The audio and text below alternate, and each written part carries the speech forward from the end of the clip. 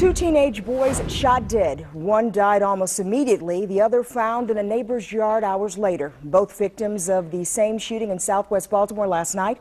ABC 2 News' Brian Kuebler joins us now with the search for the suspects while two families are grieving tonight. Brian?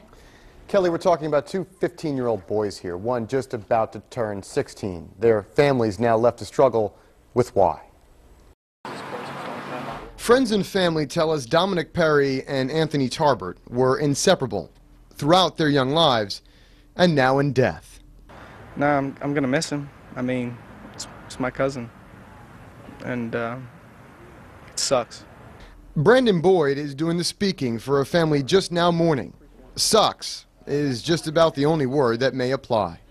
Police say both Dominic and Anthony were shot last night around 9 o'clock. Dominic died almost instantly. Tarbert was able to run, find cover underneath a neighbor's back deck. He died there. His family finally finding his body and notifying police hours later. The tragic result from a hail of gunfire most people in this neighborhood couldn't help but hear. I was in the house watching a movie, and that's when I heard it, and we came to the door. And I seen my homeboy and the girl standing right here, and I'm just like, I hope it's not nobody that I know. As soon as they walked down here and walked back up the street crying, that's when I found out who it was. It was not the first time in recent weeks people would hear gunshots in this neighborhood. It was just 2 weeks ago when a Southwest District police officer was shot in the hip while responding to a domestic violence call on this very same block. While he laid on the ground, Tarbert's family says it was their young soul with a big heart that watched after the officer until medical help arrived. He ran out there and he sat with the cop while the cop, telling him keep his eyes open.